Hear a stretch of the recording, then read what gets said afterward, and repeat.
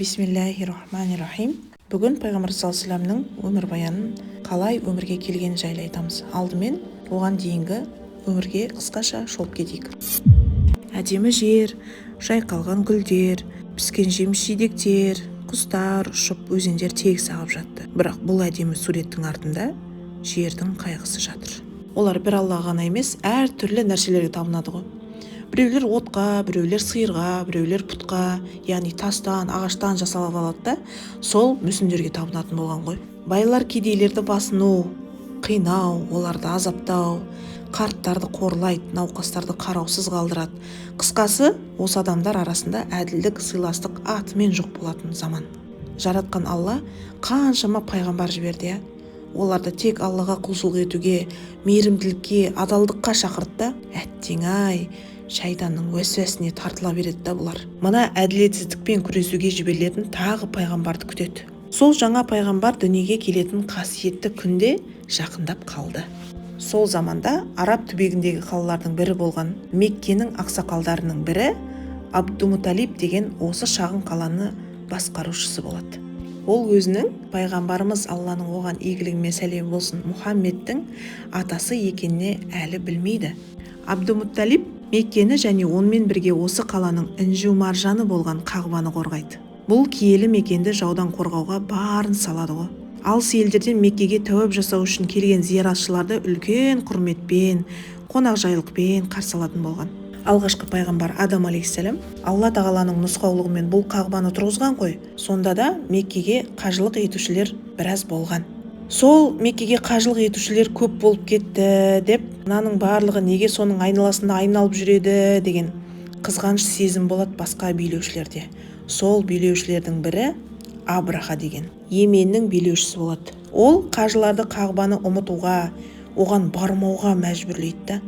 Осы мақсатта ол шіркеу салып, оны толығымен алтынмен қаптайды ғой өзінің шіркеуін, яғни менің шіркеуіме келсін осылар деп ше. Бірақ кей халық оның жетегіне ермейді, шіркеуі бос тұрып қалады. Соған ашуланған ол, неменеге мынаны салдым мен, егер бәрі анау Меккедегі Қағбаға барып айналса дейді, соған соғыс ашуға бел буады ғой, мына Қағбаны құртуым керек деп. Осы жорыққа дайындалып, жек көрген Қағбаны жер бетінен жою үшін әскер жинайды. Оның мақсаты өзінің шіркеуіне бүкіл адамдарды әкеліп елткісі келеді. Сөйтіп Меккеге дейін келіп әскерімен, қаншама көп әскерімен Мекке сыртына демала тұрады. Демалып жатқан кезде қол астындағы бір кісі Меккенің маңындағы жайылып жүрген бір топ түйені көреді, айдап алып келеді ғой өздеріне қарай. Ол түйелер сол Меккенің басшысы Абдумуталибтің түйелері болып шығады. Сөйтіп Абраха өзінің бір адамын жібереді Абдумуталибке. Біз соғыссыз сендерге тиіспейміз, тек Қағбаны бұзамыз да қайтамыз. Ерікті түрде есікті ашыңдар дейді. Ал егерде келіспесеңдер дейді, онда соғыс ашамыз дейді ғой. Ол сөздеріне қорықпастан Абдумуталиб келген елшіге айтады екен: мені басшыңа апар, яғни Абраханың алдына апар дейді ғой. Абдумуталиб бойы ұзын, келбетті, мысты, бір құрметке лайық кісі болады да. Абраха оны көреді да, билеуші ғой ол да, тағынан түсіп Абдумуталибтің қасына жайғасады. Не үшін келдіңіз деп сұрағанда, Абдумуталиб айтады: менің түйелерімді қайтар деп. Сонда Абраха: мен жаңадан бері ойлап отырсам сізді бір керемет кісі шығар деп, бірақ бір сөзіңізбен менің алдымда дәрежеңді түсіріп жібердіңіз дейді. Мен ойлап отырмын ғой, Меккенің басшысы болғаннан кейін қасиетті Қабаға тиіспе деп айтама деп. Сіз маған кеп аз-маз өзіңіздің түйелеріңізді әңгіме қылып айтып отырсыз дейді ғой. Сонда Абдумуталиб айтады: түйелердің егесі мен, ал Қағбаның өз егесі бар. Мен түйелерімді қорғаймын, ал Қағбаны өз егесі қорғайды дейді ғой. Сөйтіп Абдумуталиб Қағбаның алдына келіп Аллахқа дұға жасайды ғой: я Аллахым, мына Қағба тек өзіңе тиесілі. Әркім өз затын қорғайды ғой. Сен де өз Қағбаңды қорғаш деп, барлығы Меккені босатып, түнге қарай тау жаққа қарай кетіп қалады. Өйткені қорқады, өте көп әскерлер. Абраха сол түні дөңбекшіп ұйықтай алмайды. Бұрын естіген ғой қасиетті Қағба туралы. Сөйтіп саудагерлерінен сұрайды екен: сендер Меккеге барғанда, сауда жасағанда Қағбаны көрдіңдер ме? Иә, әрине. Айтыңдаршы, шіркеу әдемі ме әлде Қағба ма десе, әрине шіркеу деп айтады екен. Қағба деген ол төрт бұрышты қара тас, үстінде қара жамылғысы бар. Ондай болса неге адамдар барлығы сол жаққа бара береді дейді екен да, таңқалып. Бірақ іштей қорқыныш болғанымен таң ертеңмен әскерлерін тұрғызып Меккеге қарай бет алады. Көп тайпалардан көмек сұрап қояды. Жақын жердегі елден үлкен Махмуд деген пілді дайындатады да, соған пілді үйретеді ғой жаңа Қағбаны бұзу үшін. Сол пілді дайындаған адамның аты Мұнайс болады да, пілдің аты Махмуд. Сөйтіп Мунейс оны қатты жақсылап тұрып дайындайды. Өте ашулы піл болады. Қақпаға кірген кезде бірақ тұрып қалады да. Шөгіп жаңағы тіземен отырады дейді ғой. Сөйтіп жаңағы пілдің қимылдамауын көреді да Абраха қатты ашуланады ғой. Сен не үйреткенсің деп. Ештеңе істемейді ғой бұл деп. Не қағбаны бұзбай жатыр деп ашуланады да жаңағы қолындағы шынжырлы таяғымен пілді ұра бастайды. Қатты ұрғылағаннан ауырып піл деген орнынан тұрып қағбадан теріс қарайды ғой. Сонда Абраха одан сайын ашуланып, өзіміз қағбаны бұза берейік деп жүре берген сәтте 1-2 минуттың ішінде адамдар аспанға қарайды жаңағы дауыстан. Аспанға қараған кезде точка болып көрінеді екен да құстар. Жақындаған сайын сонда ішіндегі біреуі айтады ғой, бұл абабил деген құстар деп. Жақындай берген сайын көп, әрқайсының үш тастан болады әрқайсында. Біреуі тұмсығында, екеуі қанатында. Және Аллах тағала жазып қойғанда қай тас кімге түсетінше Аллахтың қалауымен дәл сол адамның басынан өтіп аяғына дейін тесіп шыққан ғой. Сол сәттегі уақытта қағбаның астан кестен шығады. Адамдар өлімі, айқайы, жандарының атуы, жаңа тастың бастан аяққа дейін шыққандағы жандары шығады ғой айқайдан. Соны Абраха көреді, жаңағы аяғы қан болады, бірақ оған тигізбейді Аллахтың қалауымен. Өйткені Алла тағала көрсетеді да оған өзінің күшін, өзінің құдіреттілігін көрсетеді да, қағбаны қалай сақтай алуын көрсетеді. Оны Абраха артынан көреді да қашады екен. Көзімен көрді. Өйткені үлкен ұлы күш өзінің жұмысын бастап кетті. Оған қарсылық келе алмайды, болды, бітті. Абдумуталиб соған таң қалады ғой сол уақытта. Бүкіл тайпалар қағбаның құдіреттілігін сол кезде тағы да көздер жетеді.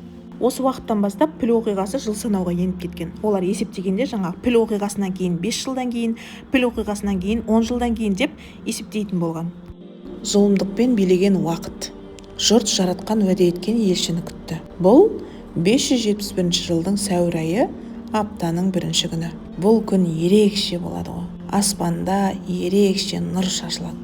Ғасырлар бойы отқа табынушылардың қасиетті деп жүрген шырақтары әп-сәтте сөніп кетеді. Қағбаның ішінде орнатылған пұттар кенет бәрі құлайды. Парсылардың қасиетті деп санайтын Сауа көлі суы бір түнде тартылып кетеді. Сол түні Кисра сарайы Құдай деп табынған сарайынан 14 башнясы құлайды ғой. Сөйтіп көп нәрсе болады. Бұл бір белгі да. Аспанда бір жұлдыз жанады сол уақытта. Бұны көрген бір еврей жер бетіне жаңа пайғамбардың туылуының белгісі деп атайды ғой. Сол түні көп яһудилер бұл жолы неге пайғамбар бізден шықпады деп өкінеді екен. Жер бетіндегі барлық пайғамбарлар оған мадақ айтады. Өйткені ол Алланың ең кемел құлы. Меккеде Амина деген бір бақытты әйел болады. Сол әйелге көптен күткен Алланың сүйікті құлын құрсағында көтеру бұйырған екен. Оның жанары раушан гүлдей жайнап тұратын, оның жүзінен нұр шашып тұратын.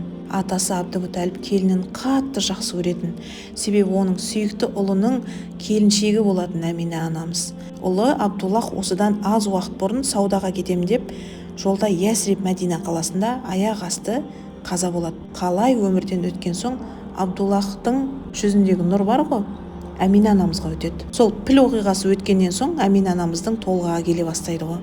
Үйінің қасында екі көршісі болады, Шифа және Фатма деген. Және көмекші қызы Умму Айман.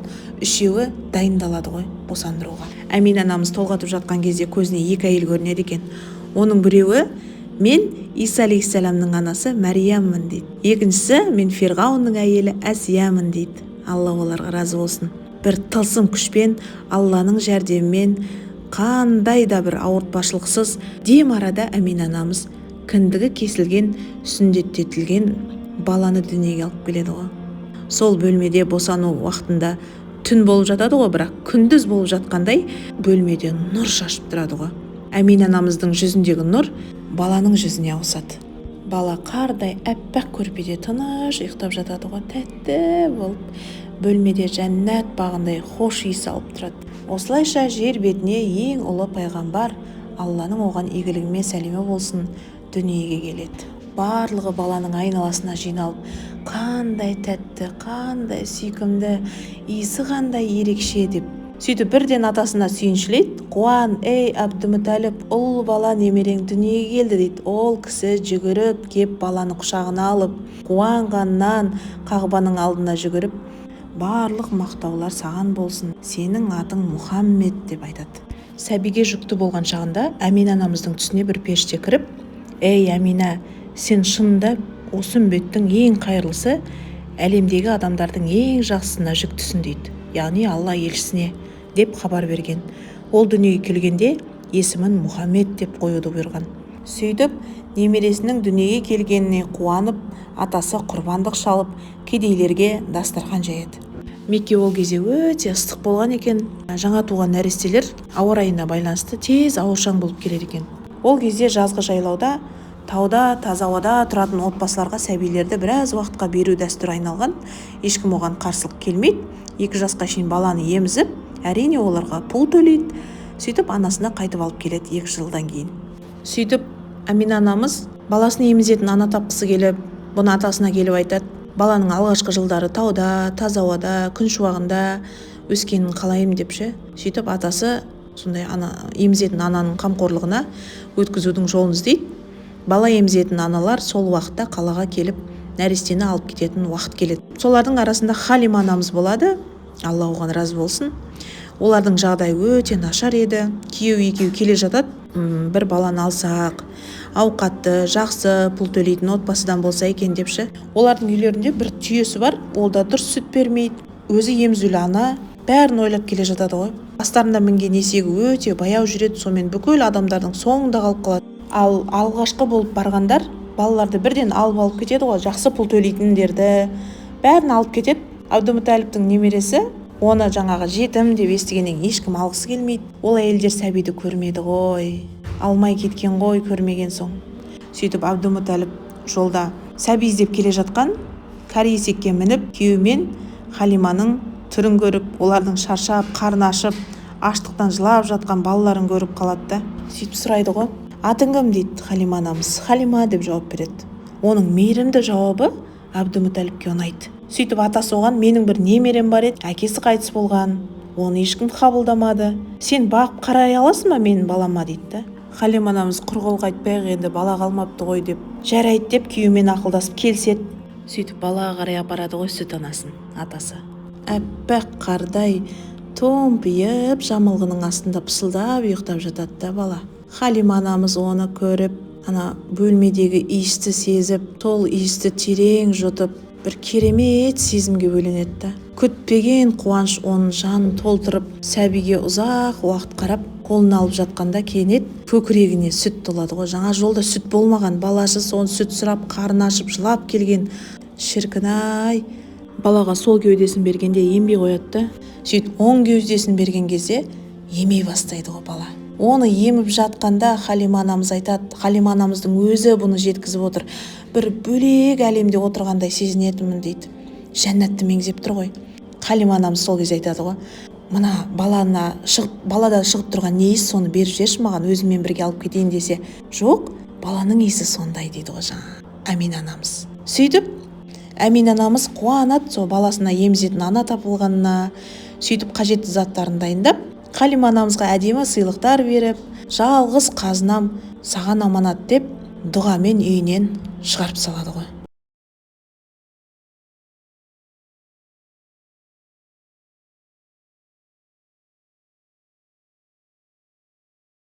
Халима анамыздың баласы болады, білесіздер ма, о барар кезде жаңа жылаған бала, кішкентай нәресте, ол да еметін еді ғой. Оның есімі Абдулла. Сол бала қозы бағуға шыққанда үйде қалып қалады да, бала Мұхаммед. Алланың оған игілігі мен сәлемі болсын. Бірақ сүт бауырымен бірге барғысы келеді. Бір күні ол шыдай алмай жаңа анасына сұранады ғой, анасы жоқ, басыңнан күн өтеді деп, оны жібермей қояды. Ертесіне тағы сұранғанда рұқсатын береді анасы. Ол үшін керемет күн болады ғой ертесіне. Таң атқан бойда оянып, жаңа ағасы қозы бағуға қашан шығатынын күтіп жатады ғой. Екеуі бірге жайлауға шығарда, Халима анамыз оған қамқор бол, басынан күн өтіп кетпесін деп айтып жібереді ғой. Сөйтіп олар қозылардың соңынан еріп жайлауға келеді. Бала Мұхаммед, Алланың оған игілігі мен сәлемі болсын, жайлауды аралап, аспанға қарап, айналадағы сұлулыққа қарап, жаратқан жаратушы туралы ойға шомылады. Мынаны қалай жаратқан, мынаны не деген жаратылыс мынау депше. Осы сұлулықтар Алла тағалаға деген сүйіспеншілігін күшейтеді ғой. Кенет аспаннан ақ бұлт пайда болады да. Түсе келе бала Мұхаммедтің Алланың оған игілігі мен сәлем болсын үстін көлеңкелеп тұрады. қайда барса да сол бұлт үстінен кетпей қояды да, как будто деген қалай кетті, қол шатырдай жылжып жүреді. Ол қайда барса сонда жылжитын болғанда, ол көп адамға көріне бермейді. Ол бұлтша сүт бауыры бұны көреді ғой. Сөйтіп жаңағы көрген білгенін анасына барып айтады. Анасы таңғалмайды, қайта қуанады. Өйткені ол бұлтты жиі байқаған болатын. Естіген соң іштей Аллаға шүкіршілік айтады. Ертең күні олар тағы қозы бағуға шығады ғой. Бала Мұхаммед, Алланың оған игілігіне сәлем болсын, ағашын түбінде ойға шомылып жатып ұйықтап қалады. Көзін ашып қараса, алдында екі ақ киімді адам оған мейіріммен қарап, күлімдеп сәлем береді. Ол бейданыс адамдарға таң қалып қарап жатқанда, бірден оны жатқызып, жайлап, мейіріммен жатқызып, қорқытпай, кеудесін ашып, жүрегін тазалап, жуып, қайтып орнына салып, бірден қалай келді, дәл солай ғайып болып кетеді. Оның бойында бір тамшы қорқыныш болған жоқ, Алланың қалауымен. Бұны көрген сүт бауыры Абдуллах үйіне жүгіріп барып болған жайтты анасына айтады ғой. Анашым, екі адам келіп Мұхаммедтің Алланың оған игілігіне сәлем болсын, жерге жатқызып дейді, бірдеңе жасады дейді. Анасы уайымдап бала Мұхаммедке Алланың оған игілігіне сәлем болсын жүгіріп барады ғой. Қараса түрі бозарып жатыр, айналасында ешкім жоқ. Жаным, балам, саған не болды дейді ғой. Екі адам келіп көкірегімді ашып, бірдеңені алып жуып қайта салып қойды, бірақ мен ештеңе байқаған да жоқпын, қорыққан да жоқпын, бәрі жақсы дейді. Сөйтіп жаңағы несін ашса, бір із қалған екен. Бала Мұхаммед Алланың оған игілігіне сәлем болсын сөйлегенде өте мейірімді, әдемі, тартымды бала болатын. Халима анамыз күйеуімен ақылдаса келе, жаңағы жағдайдан кейін балаға бірдеңе болып қалады ма екен деп алаңдап, оны анасына қайтарайық деп шешеді. Сөйтіп бала Мұхаммед Алланың оған игілігіне сәлем болсын анасы мен атасына қайтып келеді. Сонда атасы қарап мәз. 4 жасар немересі көз алдында үлкен жігіт болып қалған ғой. Жайлауда ол жақсы күш қуат алып, еңбекке баулып, сап-сау болып, денсаулығы мықты болып келеді ғой. Оның қайта келуімен бүкіл үй нұрға толды. Сөйтіп бала Мұхаммед Алланың оған игілігіне сәлем болсын анасына үй шаруасына көмектеседі. Анасы оның тазалығына таң қалады. Ол өте сезімтал, әрі іске мұқият болып өседі. Келесі бөлімді айтпас бұрын сіздерге мынаны айтқым келіп тұр. Мына пайғамбар саллаллаху алейхи вассалам өмірбаянын тыңдаушыларға айтып жатырмын. Абу Хурайрадан келген хадисте, Алла оған разы болсын, қабірде сұрақ жауап алатын Мункар мен Накир деген екі періште болады ғой. Олардың келе жатқан дауысы күн күркіреген секілді қатты шығып келеді да, жаңағы қабірдің астында жатып оны сезеді дейді адам. Оның көздері дейді, олардың көздері найзағай секілді адамның көз жанарын ойып жіберетіндей. Өздері тым қорқынышты болып келеді екен. Мүміндерге мейірімді болып келеді, оны білесіздер. Ақиқат қой бұл. Өлген кісінің қабіріне кіріп сұрақтар қоя бастайды ғой. Соның сұрақтарының ішіне пайғамбар жайлы не айтасың дейді да, сол періштенің бірі. Мұсылман болып қайтыс болса, ол былай жауап береді. Ол Алланың құлы, әрі елшісі, Алладан басқа құдай жоқ екенде, және Мұхаммед оның пайғамбар екеніне куәлік етемін дегенде, біз сенің осылай жауап беретініңді білгенбіз дейді. Қабірі дейді 70 аршынға кеңейіп, іші нұрға бөленіп, ұйықта деп кетеді екен. Керемет қой, сол жерден қиямет күніне дейін оянғанға дейін Алланың мейіріміне бөленіп жатады екен. Ал егер адам мұнафық, имансыз, жер бетінде Аллахқа иман келтірмей, оның жіберген пайғамбарларын тыңдамай, өмірі жайында білмей, тіпті салауат айтуды білмейтін адамдар бар. Сондай адамдар, Алла сақтасын, көбіне былай жауап береді екен. Пайғамбар жайлы не айтасың дегенде, мен дейді, адамдар әрдайым бірдеңені айтып отыратынын еститінмін. Бірақ олардың не айтып жатқанын мен түсінбейтінмін да, білмейтінмін. Осылай жауап береді. Бұл жауапқа періштелер, сенің осылай дейтініңді біз біліп едік. Қабірге айтады екен, мына адамның үстіне бастырылып қал деп. Сол кезде адамның сүйегі бір-біріне кіріп кеткенше оны қысып отырады екен. Қиямет күніне, ол бір азабы ғана қиямет күніне дейін жалғасатын. Сондықтан сіз бір ертегі тыңдап отырған жоқсыз, мен бір ертегі айтып отқан жоқпын.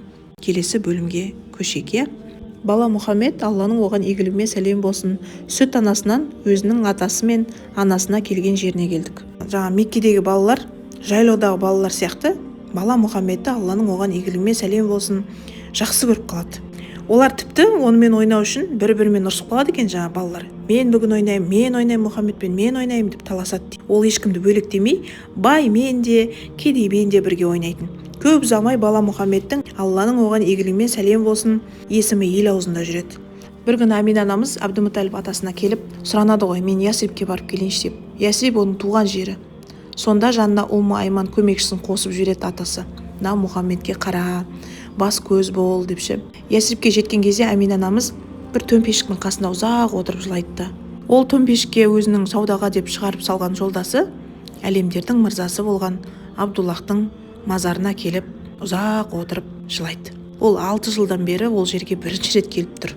Амина анамыз күйеуін сағынып, егер қазір әкең тірі болғанда ғой, сені қалай жақсы көретін еді дейді. Екеуміз сені бағып қағар едік дегенде, бала Мұхаммед оны естіп, Алланың оған игілігімен сәлем болсын, жылап жібереді. Анасы ұлын құшақтап, көз жасын сүртіп, маңдайынан сүйіп жұбатады екен. Олар нағашыларының үйіне келіп, туыстары қонақтарды құшақ жая қарсы алады. Нағашы ағасының үйі үлкен әрі ескілеу үй болатын. Бақшада үлкендеу бір арық бар еді. Соған түсіп жүзуді үйренеді, атқа мінуді үйренеді. Ясрибтің қонақжай халқы Амина мен ұлын осылай жақсы қабылдайды. Бұл балалық шағының ең бақытты кезеңдері болды деп еске алатын болған кейін. Сөйтіп күндер зымырап өте берді. Бір күні есіктің алдында күтуші Айман мен бала Мұхаммед, Алланың оған игілігімен сәлем болсын, екеуі отыр екен. Сол кезде үйдің жанынан өтіп бара жатқан екі еврейді көріп, оған мұқият қарап тұрған көздерін көріп, өзін жайсыз сезініп, үйге қарай кіріп кетеді. Сөйтіп нянясынан сұрайды ғой, мына баланың аты кім деп. Оны қайтесіз дейді, қорықпаңыз, бірақ ол бізді іздеп жүрген балаға ұқсайды, сондықтан сұрап тұрмыз дейді ғой. Біз оған зұлымдық жасамаймыз, тек атын айтып жіберіңізші дейді. Сонда нянясы олардың мейірімді сұрап жатқанына бір артық несі жоқ шығар деп атын айтады. Олар бірден қуанып, біз іздеп жүрген баланы таптық дейді. Оны шақыра аласыз ба? Біз оны көргіміз келеді дейді ғой. Сөйтіп нянясы шақырып келеді. Бала Мұхаммедтің Алланың оған игілігімен сәлем болсын арқасын қарайды ғой бірден. Сөйтіп бір кішкентай із болады, қызыл түстес. Мә, бұл сол бала ғой дейді бір-біріне. Сонда нянясы неғып жатыр мыналар дейді ғой, не отыр депші. Соған қарап, бұл соңғы пайғамбар дейді. Бұл пайғамбардың белгісі, кітапта жазылған. Ал мынау таңба сол пайғамбарлықтың бір печаты дейді ғой. Күндер өтіп қайтатын уақыт келді. Атасы оны қатты сағынып күтіп жүрді. Сөйтіп анасы Амина, Айман нянясы үшеуі жолға шығады. Амина анамыз жол бойына бара-бара сырқаты күшейіп, әлсіреп ауыра береді. Олар жолда бір ауылға тоқтайды, Әл-Абуа деген. Анасының күші әлсіреп бара жатқанын көрген бала Мұхаммед, Алланың оған игілігімен сәлем болсын, оның аяқ жағында отырып үнсіз жылайды ғой. Кім қисын ананы? Сосын анасы су сұрағанда аузына су береді. Оның жұмсақ қолдарын ұстап, мейіріммен, балам, үлкендер қартаяды, барлығымызға өлім ақиқат, мен де мәңгілік емеспін, барлығымыз Аллаға қайтушымыз дейді ғой. Бірақ менің жаным тыныш тауып тұр, себебі сендей тап-таза ұлым бар. Мен түсімде сенің ұлы адам екеніңді көрдім. Сен үшін қатты қуаныштымын балам деп құшақтай жөнеледі. Сол мезетте анасы Аллаға қайтады. Нянясы бірден құшақтап алып, жылама Мұхаммед, мен сенімен біргемін, ал бізбен бірге Алла Тағала, ол өзі өмірге жібереді, өзі жанымызды алушы деп айтады. Иә дейді ол, Аллаға қарсылық келіп тұрғаным жоқ, тек мен анамды ешқашан көрмеймін ба деп жылап тұрмын дейді. Сол тоқтаған ауыл бар ғой, жаңа Әл-Абуа. Сол жақтың тұрғындары көмекке келіп қабір дайындап, сонда жерлейді. Сөйтіп нянясы екеуі ары қарай Меккеге жол тартады. Жеткен кезде Амина анамыздың қайтыс болғанын естіген халық қатты қайғырады. Бала небәрі 6 жасында жетім қалған еді. Абдумуталип атасы ұзын бойлы, ақ көңіл, ашық жүзді, жомарт адам еді. Ол бәріне жақсылық жасайтын. Сонымен бала Мұхаммед, Алланың оған игілігімен сәлем болсын, атасының қарамағына өтеді. Ол қайда барса да атасымен бірге еріп жүретін болған. Сол Абдумуталип атасының қызы болатын, Сафия бинт Абдумуталип деген. Әкесінің қарындасы бала Мұхаммедтің әпкесі, Алланың оған игілігімен сәлем болсын.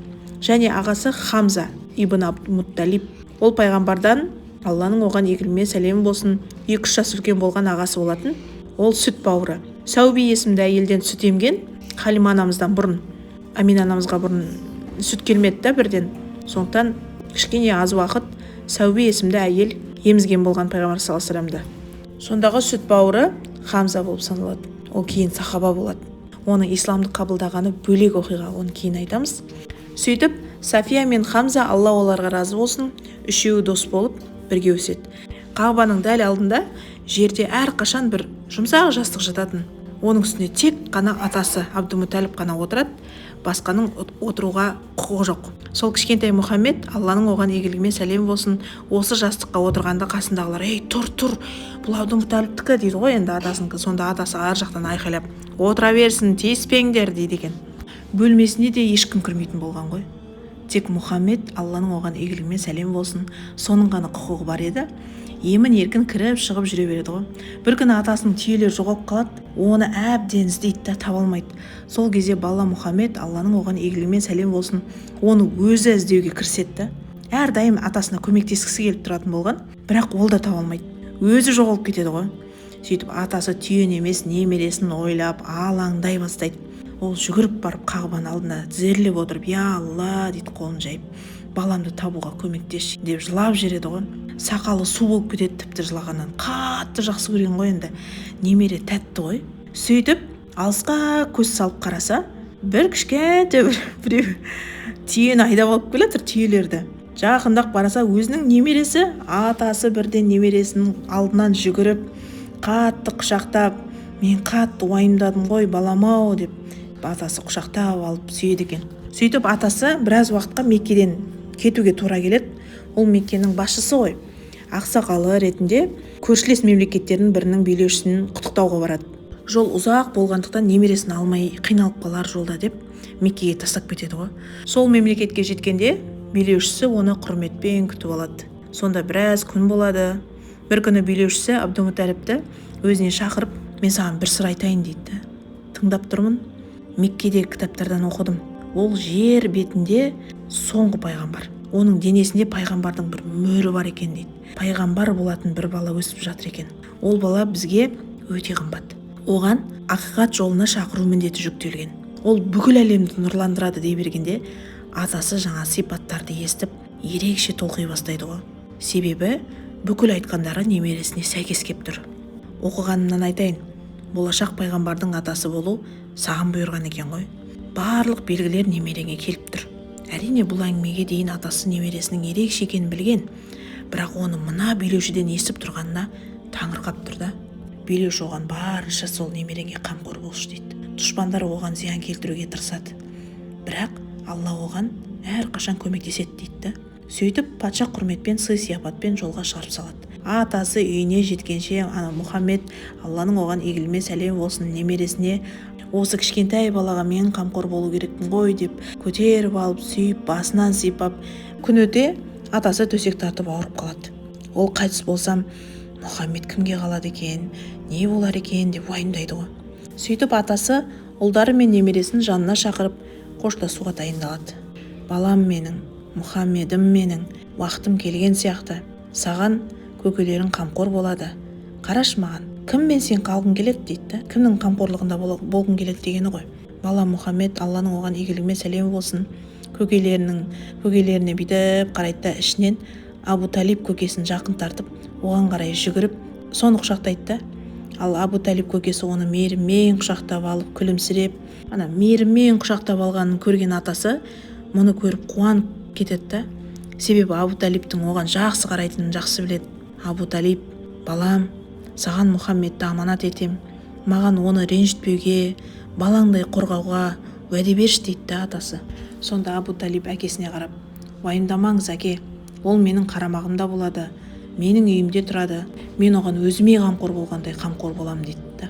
Сөйтіп соңғы уақытында немересіне қарап күлімсіреп, иісі болады ғой ерекше, сол иісті терең жұтып өмірден өтіп кетеді атасы. Басқа мемлекеттердің басшысы келіп, барлығы қайғырып, оны соңғы сапарға дайындап жатқанда, Мұхаммед, Алланың оған игілігімен сәлем болсын, бір бұрышта дауысыз жылап тұрады екен. Оның көз жасын сүртіп, құшақтап Абу Талиб көкесі жұбатады. Осылайша 8 жасында атасынан айырылады. Bir күні Меккеде құрғақшылықтан жер қызып, тіпті жарылып, айналаның бәрі, әсіресе шөптер мен ағаштар қурап қалады. Балалар ауырып, үй жануарлары ыстыққа шыдай алмай жатып қалады. Атасы қайтқан соң Абу Талиб көкесі сол рудың ақсақалы болады. Халық оған сенім артып қадір тұтқан. Бірнеше күннен бері жаңбыр жаумайды. Алладан мына мол жаңбыр сұрайықшы, Абу Талиб деп адамдар келеді ғой алдына. Абу Талиб ойланып, жан-жағына қарап, Мұхаммедті Алланың оған игілігі мен сәлем болсын бірге алып шығуын ойлайды. Сөйтіп оны шақырып алып Кағбаға қарай барады ғой. Мекке тұрғындары Кағбаның жанында жиналады. Сонда бала Мұхаммедтің Алланың оған игілігі мен сәлем болсын жүзіндегі нұры көкке көтеріліп, ол балаша қолдарын созып Алладан мына жерге жаңбыр төгуін сұрайды ғой. Әрине, Алла оның дұғасын қабыл етеді. Халық қуанып жаңбырдың астында қалады ғой. Жерлер суғарылып, гүлдер ашылып, жануарлар шөлін қандырады. Сол адамдар Абу Талиб көкесінің үйінде үлкен болашақ күтіп тұр деп түсінеді ғой. Абу Талибтің отбасы үлкен еді, балалар көп, бірақ үйі шағын, берекелі. Абу Талиб жүрегі сондай мейірімді, кеңпейіл адам еді. Оның жұбайы Фатима, Алла оған разы болсын, өз балаларынан артық жақсы көрген ғой. Бұны айтып кеткен болатынбыз. Оларға бала Мұхаммед, Алланың оған игілігі мен сәлем болсын, сүйіспеншілікпен, зор құрметпен қарайды. Менің екінші анам дейді. Сол анасы үйінде жоқ тамақты салып берген ғой. Екі есе қылып салып берген. Бірінші Мұхаммедке Алланың оған игілігі мен сәлем болсын. Одан кейін балаларына көңіл бөлген. Балалар қызғанбайды, өйткені жиендері өте мейірімді, жақсы адам екенін біледі. Бұл үйде бақытты өмір сүрді. Абу Талиб көкесі қайда барса да бала Мұхаммедті Алланың оған игілігі мен сәлем болсын бірге еріп алып жүреді. Ол тамақ ішер алдын міндетті түрде қолын жуып бисмиллах деп бастайды екен. Ол ыстық тамақты үрлемейді ешқашан. Сабырмен суын күтіп, содан кейін тамақтанады екен. Ол кішкентай кусочек дейді ғой. Сондай тамақты кішкентай азғантай алып, ұзақ шайнап жейтін екен. Ол асығыс апыл-ғұпыл тамақты ешқашан ішпейтін. Көкесі мен жеңгесінің үйінде өзін бөтен сезінбейтін. Бар мейірімін төгіп өсіреді. Ол да жаңа отбасын қатты жақсы көріп, осы отбасыға сіңіп кетеді екен. Күндер өтіп жатты. Бала Мұхаммед, Алланың оған игілігі мен сәлем болсын, онға толады. Көкесінің күнде шаршап келетінін көріп, қалай көмектессем екен деп ойлайды ғой. Енді балалар көп үйінде. Күнде кешке келіп, шаршайды, қиналып, сөйтіп оны көреді. Мен қолымнан не келеді? Қалай мен бұл кісіге көмектессем? Сөйтіп ойлайды ғой, неге мен мына қойларды өзім бақпасқа? Өйткені қойларға пұл төліп бақтырады ғой қойшыға. Оданша мен өзім бағайын сол қойды дейді да. Көкесіне айтады, көкесі қарсы болады. Сөйтіп оны көндірген соң жеңгесі қарсы болады. Жеңгесі айтады ғой оған, сен кішкентайсың әлі, басынан күн өтеді деген соң өйтіп бүйтіп екеуін көндіреді ғой. Азанмен тұрып қой бағуға жайлауға шығады. Ол бір далаға қарай шықса, аспанға, жерге, тастарға, тауларға, шөптерге, гүлдерге қарап, осының барлығын жаратқан жаратушыға тәнті болады да. Қалай мынаны жаратады деп ше, әлемді аралағандай бүйтіп жүреді екен. Аспандағы бұлттарға қарап, сен бір орында тұрсың, олар жүріп баратады да, бір ғажайып құбылыс қой былай қарағанда. Соған таң қалып қарайды екен бұл. Сөйтіп күндер өтеді. Кейде Меккеде бір мерекелік іс-шаралар болады да, дауыс естіледі ғой. Ол жақта не болады екен деп қызығады ғой. Сөйтіп қасындағы напарнигі бар қойшы, досы. Соған айтады ғой, сен қарай тұршы, мен тез барып келем деп ше. Көрейінші ана жақта не болатынын. Ол өзіне бір орын тауып алады сол жерден. Енді отырғанда ұйқы қысып ұйықтап қалады ғой. Азанда бірақ тұрады, қараса айналада ешкім жоқ. Кеше не болғанын есіне түсіргісі келсе, ештеңе түспей қояды есіне. Біраз күннен кейін тағы да Меккеде бір мереке болып жатады. Тағы да сол досына қойларды сен қарай тұршы, қазір мен тез барып келем деп барады. Бірақ соқта ұйықтап қалады. Бұл болып жатқанның барлығы Алланың өзі мұндай мерекеге қатыспауын қалайды ғой. Өйткені ол жерде ішімдік, күнә жасайтын жерді. Сол күннен бастап өзі түсінеді, бұдан былай ондай ойын-сауық жерлерге бармайтын болды. Бала Мұхаммед, Алланың оған игілігі мен сәлем болсын, 12 жасқа келеді. Сол күндері Абу Талиб көкесі саудаға қарай бір дайындалады ғой, Сирияға қарай. Сол керуенін жүктеп жатқан кезде кетіп бара жатқанын не естиді ғой. Бір бұрышта үндемей жылап тұрады екен. Әрине оны көкесі байқап, неге жылап тұрсың құлыным дейді. Мұхаммед, Алланың оған игілігі мен сәлем болсын, көз жасын сүртіп, мен бірге алып тастамай жүретін әкем де шешем де жоқ, мен кімге керекпін деп жылайды ғой. Сонда Абу Талиб көкесінің жүрегі жібіп, жүрегіне тиіп бұл сөздер бірге алып кетуге шешім қабылдайды. Туыстары, жеңгесі айтады ғой, қой, ауа райы ыстық, жол ұзақ, оның жаңа жолдың қауіптілігіне қарсы болады да. Бірақ көкесі айтады, мен оны тастай алмаймын. Егер тастасам ауырып қалуым мүмкін дейді. Түйеге өз отырады да артына бала Мұхаммедті, Алланың оған игілігі мен сәлемі болсын, бірге отырғызып жолға қарай шығады. Жолда Бір бұлт бала Мұхаммедтің Алланың оған игілігімен сәлем болсын үстімен жүріп келе жатады екен да, ыстық күннен қорғап. Жолдың жартысы артта қалды. Керуендегі адамдар шаршап Бусраға тоқтайды ғой. Бусра су көздеріне толы бір салқын аймақ еді. Оның салқын ауасына қуанып бір монастырьге тоқтайды. Бұл монастырьде кәрі шал болатын, аты Бахира. Ол күнде жаңа шатырға шығып жолды бақылайды ғой. Келіп кетушілерді, караванмен өткендерді қарайтын, бір маңызды қонақты күтіп тұрғандай. Монастырьде кітапхана бар. Сол кітапханада кітаптардың бірінде соңғы пайғамбар келетіні туралы жазылған.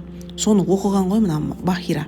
Яһудилер де, христиандар да бұл пайғамбардың келуін күткен. Барлығы күткен. Ол пайғамбарды көруді, онымен сөйлесуді армандайтын осы Бахира. Өйткені сол кітапта болашақ пайғамбар осы монастырьдың жанынан өтетіні тура жазылған ғой. Соны көргісі келіп күнде шатырға шығады да жаңағы. Абу Талиб караванмен жақындап келе жатқанда, сол караван үстінде бір ақ бұлт ілесіп келе жатқанын көреді да. Мүмкін сол кітапта жазылған болашақ пайғамбарды қорғап келе жатқан бұлт шығар дейді да. Жүрегі дүрсілдеп кетеді ғой. Караван тоқтап лагерь құрып, түйелерін суғарып, демала бергенде Бахира жүгіріп келеді да, мен сендерді кешкі асқа шақырам дейді. Ол бұрын сонды бүйтіп шақырмайтын. Сөйтіп шақыруын қабылдап, оның үйіне келеді ғой. Сөйтіп Бахира оларды ақырын қарап, ішінен зерттеп, бірақ ойлағанын таба алмайды. Мүмкін мен қателескен шығармын деп, жаңағы шатырға қайтадан шығып қарайды ғой. Қараса жаңағы бұл караванның үстінде тұр әлі. Ол бірден шатырдан төмен түсіп, жаңа қонақтарға жүгіріп, араларыңа тамаққа келмегендер бар ма дейді да. Жоқ, біз барлығымыз келдік, бірақ каравандағы заттарды қарап қалу үшін ол баланы қалдырып кеткенбіз дейді. Мен оны да кешкі асқа шақырам дейді. Сөйтіп бала Мұхаммед Алланың оған игілігімен сәлем болсын кіріп келгенде, ол көрсеткен жерге отырып тамақ іше бастайды ғой. Оны қарап, бақылап отырады Бахира. Я дейді ішімен, мына бала тура кітапта айтылғандай ғой деп. Сөйтіп Бахира сұрақ қоя бастайды. Адам бойындағы ең тамаша қасиеттер, ақылды, сыпайылық, әдемілік, сыйластықтың барлығы соның бойында болатын. Сұрақтарға бала Мұхаммед әдемі жауап береді, Алланың оған игілігімен сәлем болсын. Бахира бұның соңғы пайғамбар екеніне көз жеткізу үшін тағы бір дәлелдеуге тырысады. Ол бірден арқаңды көрсетші дейді ғой. Арқасын ашып барса белгі тұр. Соңғы пайғамбарлықтың белгісі. Мұхаммед Мұстафа, Алланың оған игілігімен сәлем болсын, алдында тұрғанына сенімді болады. Сөйтіп Абу Талиб көкесіне жаймен жақындап, бұл бала кімнің баласы дейді, саған кім болады дейді да. Бір жамандық болуы мүмкін деп жаңа көкесі қорыққаннан, ол менің ұлым деп айтады. Жоқ, бұлай болуы мүмкін емес. Кітапта бұның әкесі туылмай жатып қайтыс болған дейді. Көкесі Бахираның ізгі ниетпен сұрап тұрғанын түсінеді да, иә, бұл менің ұлым емес дейді. Сонда Бахира Абу Талибтің құлағына қарай жақындап, бұл баланы тез арада үйіңе апарып, оған барынша қамқор бол деп айтады. Неге дейді көкесі таңғалып. Сенің алдында көптен күткен пайғамбар тұр дейді. Соңғы пайғамбардың туылып қойғанын барлығы біледі дейді, және оны күтіп жүр. Яғни оған қастандық жасауы мүмкін дейді ғой. Сирияға апарсаң барлығы оны танып қояды. Таныған соң олардың ниеті қандай сен білмейсің ғой дейді. Сондықтан дереу үйіңе қарай қайтта, баланы барынша қорғауға тырыс дейді. Абу Талибтің сәл көңіл түсіп қалады ғой, соншама сапар жүрді, соншама сауда бар. Осы сапарын жарты жолдан үзіп, Бусраға бар тауарын сатып, кері қайтып кетеді. Манақ Бахира армандап көргісі келген адамды көрді. Бахираның айтқан сөзінен кейін жанынан бір елі тастамайды да. Бір күні көкесі мен жиені Зүл-Мажас деген қалаға аттанады тауарларын сатуға. Сол кезде Абу Талиб шөл қысып, сулар таусылған болатын. Айналада бір құдық жоқ. Сол кезде я Мұхаммед, мен су ішкім келіп тұр дейді да. Көкесіне қарап қалса, шынымен еріне құрғап кеткен екен.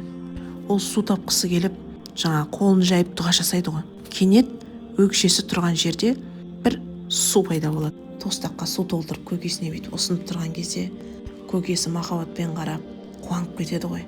Ол шөлі қанғанша ішеді, және мына ғажайып оның ұлылығының тағы бір дәлелі болды. Олар ары қарай жолдарын жалғастырады.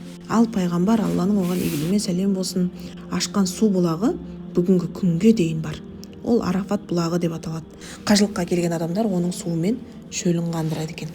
Мұхаммед Алланың оған игілігімен сәлем болсын қалың шашты, қастары біріктірілген, кірпіктері ұзын, бойы орташа, көздері қара, тістері маржандай әппақ, өзі сүп-сүйкімді болған. Ол ешкімді ренжітпейтін, тек жақсы ойлайтын, жақсы сөз сөйлейтін, магнит сияқты адамды өзіне тартып алады ғой. Бір адаммен сұхбаттасқанда ол адам жанынан кете алмайтындай болғанда, Меккедегі ең сенімді адам ретінде оны бәрі жақсы көріп, Әл-Әмин деген ат береді. Яғни сенім артуға болатын адам. Ол аманатқа қиянат жасамайтын, бүкіл адамның сырын сақтайтын, барлығына көмектесуге даяр тұратын, барлығы оны мақтайтын, ол ешқашан өтірік сөйлемейтін. Сондай сеніммен олар оны Әл-Әмин деп атайды. Пайғамбарымыз Алланың оған игілігімен сәлем болсын, жасы 19-ға келеді. Сол уақытта Меккеде бір асыл әйел өмір сүріп жатады. Ізгілігі, тазалығы, адамгершілігі, тамаша мінез құлықты, сұп-сұлу текті отбасыдан шыққан, оны Тахира деп атаған Мекке тұрғындары. Тахира дегеніміз честная. Ол өте дәулетті әйел, Хадиджа бинт Хувалид деген. Ол саудамен айналысатын, сол саудасын жүргізетін ер адам іздейді ғой. Оның Майсара деген сауданы басқаратын көмекшісі болады.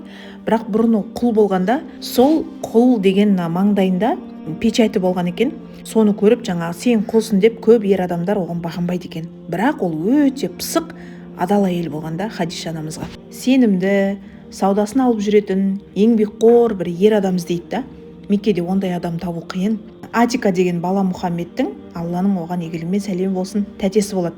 Ол сол Хадишаның жақын құрбысы. Алла оған разы болсын. Мен білем дейді да, саудаңды кім алып жүретін, кімге сеніп тапсыруға болатын мен білем. Ол өте сенімді әрі ақылды адам дейді да. Кім ол дейді?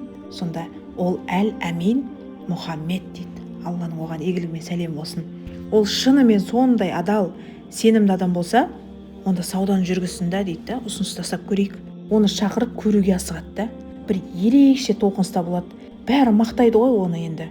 Өте адал, шыншыл, сұлу, келбетті, бір істі тапсырғанда сонда тиянақты орындайды дейді да. Соны естіген Хадиша анамыз көруге асық болады ғой, не деген адам ол? Бірақ өзі де бұрын түс көрген. Мұхаммедті, Алланың оған игілігімен сәлем болсын, соңғы пайғамбар болатын жайында.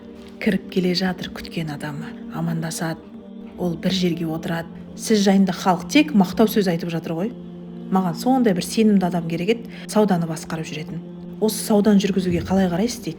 Оның ұсынысын қабылдаған жігіт Мұхаммед, Алланың оған игілігімен сәлем болсын, саудаға керуенді дайындауға жолға шығады. Сол кездесуден кейін Хадиша анамыз бірдеңе сезеді ғой, бірақ ішіндегіні ешкімге айтпайды. Сөйтіп жаңағы құлы Майсараны қосып жүреді ғой, оған барлық істе мойынсын, қарсы келме және бақылап жүр дейді. Не істейді, не қояды, бәрін қара, келген соң айтып бересің дейді ғой. Сөйтіп Сирияға қарай саудаға жол тартады. Олар 3 ай жол жүріп Бусраға жетеді. Бұл қалада үлкен жәрмеңке болатын. Керуендегілер сауда жасай бастайды да, жігіт Мұхаммед, Алланың оған игілігімен сәлем болсын, бір зәйтүн ағашының түбінде отырып демалады. Оның жүзінен нұр шашып тұрады ғой. Үстінде көлеңкелеп жүретін болты бар. Оны ұмытпаңыздар. Әр қашан сонымен бірге көлеңкелеп жүріп отырады. Бұл қалаға ол Әбу Тәліп көкесімен бірге келген еді ғой. Манастыр Бахираны кездестірген еді, естеріңізде ме, алдыңғы неде айтқанбыз. Бәрін есіне түсіріп отырады. Кезінде келіп едім осында деп ше. Басын көтерсе біреу оған жаңағы манастырдың төбесінен қарап тұр екен. Бұл әлі де сол Бахира ма дейді да. Бұл мүмкін ба сол кісі болу? Ол кезде кәрі еді ғой, әлі тірі ма дейді да, өз-өзіне сенбей. Жоқ, бұл жолы оған қарап тұрған Настура болатын еді. Ол да көз алмай жігіт Мұхаммедке, Алланың оған игілігімен сәлем болсын, мұқият қарап тұрады екен. Ақыры шыдай алмаған ол тез төмен түсіп Майсараға жақындайды ғой. Ана ағаштың түбінде отырған кім дейді. Ол Меккеден келген бір жас жігіт қой дейді. Майсара білмейді ғой ештеңе. Бұл ағаш түбінде пайғамбарлардан басқа ешкім отырған емес. Майсара таң қалып, сонда пайғамбар ма не дейді да.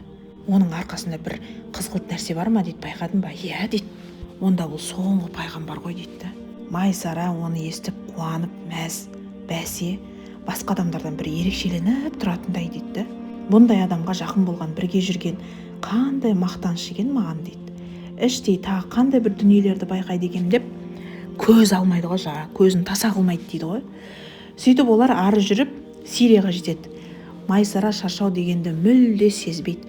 Көш соңында қалып қойған түйелер бар ғой, солардың аяғы ауырып, енді ұзақ жол жүре алмай жатқан жануардың аяғын сипағанда, анау түйе ауруын сезінбей жүріп кетеді екен.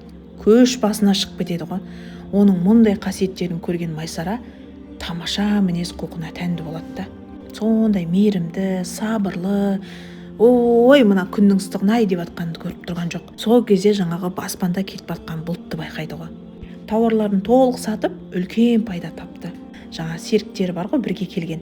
Мұндай үлкен пайдаға таң қалады да, сөйтіп кері сапарға шығады. Жол ұзақ, аптап, ыстық.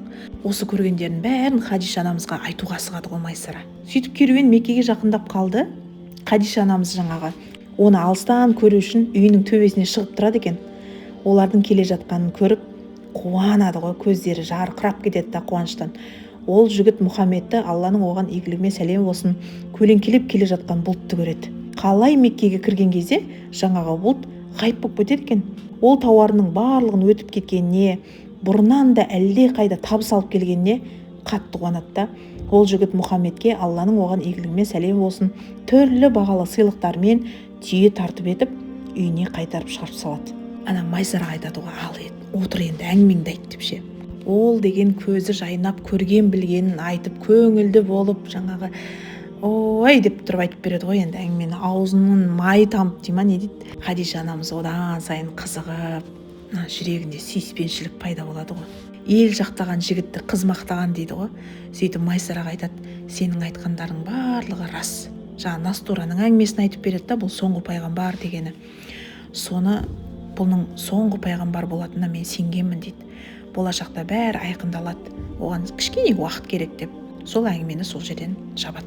Оның жасы 40-та еді Хадиша анамыздың, көп адамдар оны алғысы келген. 2 рет тұрмыс құрған, 2 жолдасы да қайтыс болған, 2 баласы бар. Ол қайта тұрмысқа шығуға болды. Осымен бұл теманы жаптым деген еді. Бірақ мына жігіт Мұхаммедті көргенде, Алланың оған игілігімен сәлем болсын, райынан қайтады ғой. Хадиша анамыздың ойынан, көз алдынан кетпей қалады ғой, жаңа ұмыта алмай. Ол тіпті әйелі болғысы келіп кетеді да. Бір сұрақ мазалайды оны, бірақ қалай бұны оған жеткізем деген. Сөйтіп Хадиша анамыздың Нафиса деген жақын құрбысы бар. Олардың жақын достығы соншалықты сағаттап әңгіме айтатын болғанда, сондай жақын осы ойын құрбысына айтады ғой. Құрбысы оны естіп, мен сен үшін бәріне дайынмын, ал менен не көмек керек айта бер десе, соған барып жайлап естіртіп көрсей дейді. Ол бірден жігіт Мұхаммедке барып, Алланың оған игілігімен сәлем болсын, Мұхаммед, сен неге үйленбей жүрсің дейді әңгіме арасында.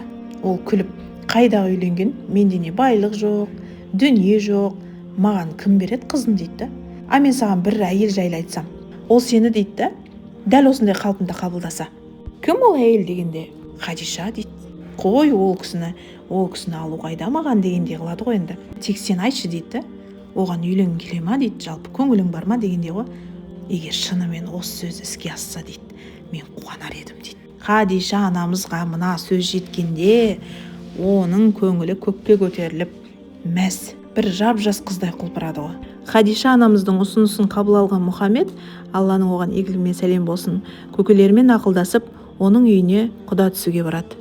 Әсіресе Абу Талиб көкесі қуанады ғой. Туыстары да қуанады. Жалпы екі жақтан сондай поддержка болады екеуіне, ойлаш. 2 балалы әйелді алып отыр, 40 жаста, 25-тегі жас жігіт. Махрге 20 түйе беріледі. Осылайша екеуінің некесі қиылады. Үйлерінде махаббат пен берекеге толады ғой. Сонымен Мұхаммед, Алланың оған игілігімен сәлем болсын, ары қарай саудамен айналысып жүреді.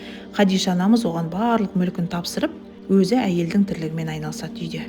Олардың үйлері қарапайым үйлермен теңдей, бірақ іші нұрға толып тұрады. Олардың мұндай үйіне жердегі адамдар мен көктегі періштелер тәнті болған ғой. Алла оларға 6 бала сыйлайды. Біріншісі Қасым, сосын қыздары Зейнеп, Руқия, Үммүгүлсүм, Фатима және соңғы ұлы Абдуллах. Бірақ уақыттың құдіретті ағыны қуаныш пен қайғыны қатар алып келеді. Сүйікті ұлдары Қасым мен Абдулла бірінен соң бірі кетіп, ең қиын кезеңнен өтеді олар. Мұндай сынаққа қарамастан Аллаға ешқашан қарсы келмейді. 2 ұлы өмірден өткен соң бар махаббаттарын қыздарына төгеді. Зейнеп пен Руқия анасының үй шаруасына көмектеседі. Арасы тете өсіп келеді, олар ешқашан ұрыспайды. Бір күні екеуі құрма алып, далаға құрбыларымен ойнауға шығады ғой. Ол құрманы достарымен бөлісіп, жаңа ішіндегі біреуі, мен мына құрманы жемеймін, тастан жасалған пұтқа апарып берем дейді ғой. Сөйтіп жүгіріп үйіне кіріп кетеді екен. Сол уақытта Руқия, пұт деген не дейді да, жаңа Зейнептен. Сонда Зейнеп, әкем айтқан, бұл жай тастар, адамдар тастан, ағаштан кукла сияқты бір нәрсе жасайды да соған табынады. Демек бұлардың үйінде тастан жасалған пұт болып тұр дейді ғой. Енді Аллаға табынып оны сүйгенге не жетсін дейді да. Көрдіңіз ба, жүректе сүйіспеншілік орнап тұр. Бір күні Зейд деген бала болады, жасы 8-де. Оны байларға сатып ақша істемек болады ғой, жаңа қарақшылар. Сол қарақшылардан сатып алған адам Хадиша анамыздың жиені Хаким еді. Зейд оның үйінде құл болып жұмыс істеп жүргенде Хадиша анамыз қонаққа келеді ғой Хакимнің үйіне. Ол Хадиша анамызға сауда істеріне көмектескен, кейін пайғамбар саллаллаху алейхи вассаламның сахабасы болады ғой. Алла оған разы болсын. Сөйтіп жаңағы Зейдті Хадиша анамызға сыйлайды ғой. Қиын, кішкентайсың, құлсың, қандай адамның құлы болуыңды білмейсің, оның үйінің тірлігін жасап жүресің. Сөйтіп Хадиша анамыз жаңа Зейдті алып кетеді өзімен бірге. Зейд басқа әлемде өмір сүруге келгендей болады ғой, жаңа отағасы алдынан шығады ғой. Жымиып, басынан сипап, ассаляму алейкум деп амандасады. Сондай жылы қабақты танытқанда оның көңілі бір керемет күйге бөленеді. Ол жылулықты сезінеді. Оның үйіне құл ретінде емес, асырап алған бала ретінде келеді. Бақытты өмір сүреді сол үйде. Бірақ Зейдтің отбасы жоғалған баласын тағдыры қызықтырады ғой. Адамдардан сұрастырады. Менің баламды көрген, білген бар ма деп жаңа әке-шешесі Зейдтің. Алла оған разы болсын. Бір күні Меккеге басқа аймақтардан қонақ келеді. Олар Зейд туылған тайпадан болатын. Олар зират етіп болып, жаңа сол жерде жүрген кезде Зейдті байқап қалады ғой. Бірден хабар береді ата-анасына. Ұлдарың осы жерде жүр, аман есен екен деп ше. Сол кезде ата-анасы бірден оны іздеп тауып, пайғамбар саллаллаху алейхи вассаламның үйінде екенін біліп, баламызды қайтару үшін келіп едік, сұраған ақысын береміз, балаларымызды өзімізге бірге алып кетсек дейді ғой. Сонда пайғамбар саллаллаху алейхи вассалам, балаларыңыздың аты кім дейді? Зейд дейді. Кіммен қаларын өзінен сұрайық. Егер сіздермен кететін болса, маған ештеңе төлеудің қажеті жоқ. Ал егер ол бізбен қалғысы келсе, онда ол қалсын дейді. Сөйтіп Зейд, Алла оған разы болсын, келеді. Пайғамбар Алланың оған игілігімен сәлем болсын сұрайды ғой. Мына кісілерді сен танып тұрсың ба дейді. Иә, олар менің әке-шешем. Мен сені қалай жақсы көретінін білесің ғой. Ал бұлар сені менен артық жақсы көреді. Қаласаң осы кісілермен бар, қаласаң осында қал. Сен не айтасың, сол болады дейді пайғамбар. Алланың оған игілігімен сәлем болсын. Мен осында қалам дейді Зейд. Алла оған разы болсын. Әкесі таң қалып тұрады да. Әке, мен бұл кісіден қаншама мейірім, махаббат көрдім. Сіздерді де жақсы көрем. Бірақ менің таңдауым осы адаммен осында қалу дейді. Әкесі бала қайда бақытты сезінеді, онда сонда қалсын дейді ғой. Бір площадь бар, сонда тұрып жаңа жинайды адам. Пайғамбар саллаллаху алейхи вассалам Зейдтің, Алла оған разы болсын, қолын көтереді да, мына менің ұлым, менің бар мүлкім оның меншігінде, оның барлық мүлкісі менің меншігімде дейді да. Зейд, Алла оған разы болсын, қуанып тұр ғой енді. Ол ешқашан баласының мұндай қуанышты жүзін көрмеген. Сонымен қатар Абу Талибтің ұлы Әли радиаллаху анху бар ғой. Сол пайғамбар саллаллаху алейхи вассалам соның үйінде өмір сүрді ғой. Бала кезде сонда өткізді, 25 жасқа шейін Абу Талиб көкесінің қарамағында болды, оның малын бақты, көмектесті қолдан келгенше. Сол Абу Талиб көкесінің көп баласы болды ғой. Оларға көңіл бөлуге уақыты болмады да, ол кісінің соларды асырау керек қой, еңбек ету керек деген сияқты, жеткізу керек соларды. Сол бір кішкене көмегім болсын деп бір баласын өзіне алады пайғамбар саллаллаху алейхи вассалам. Сол баласы Әли радиаллаху анху. Абу Талиб көкесі де өзінің жиенін қатты жақсы көрген, Мұхаммед пайғамбарды, Алланың оған игілігімен сәлем болсын. Дәл солай өзінің баласын да ол тәрбиелейтініне қатты қуанды. Әли радиаллаху анху өте пысық, зерек, мықты, көшеде төбелес болса, одан достары жеңіліп қалатын, қорқады екен да одан кей балалар. Ол кітап оқуды жақсы көретін. Ол екеуі әрқашан Мұхаммед пайғамбардың, Алланың оған игілігімен сәлем болсын, қасында болып, соның айтқанымен жүретін болды. Осылайша біз пайғамбарға дейінгі өмірді аяқтадық. Алла тағала пайдалы білім берсін сіздерге. Алла тағала өмірлеріңізге берекет берсін. Пайғамбарымыз саллаллаху алейхи вассаламға көркем түрде үлесуді, я Алла тағалам, оған лайықты үммет болуды, өзіңе лайықты құл болуды баршамызға Аллах нәсіп ете көр. Алла біздерді кешірілген құлдарының қатарынан қыл. Өзіңмен разы болған күйде қауышып, тек қана өзің разы болатын амалдарды жасауға біздерге жәрдем бере көр. Алла біздердің ұрпақтарымызға иман бер, хидаят бер, тауфиқ бер. Өзің парыз еткен амалдарды махаббатпен орындайтын ұрпақтардан қыл. Еліміздің ішін даудан, сыртын жаудан Алла өзің сақтай көр. Уассалавату уассаламу аля расулина Мухаммад ва алейхи ва алихи ва сахбихи аджмаин. Вальхамдулиллахи раббил аламин ва рахматика я ар-рахмани рахим.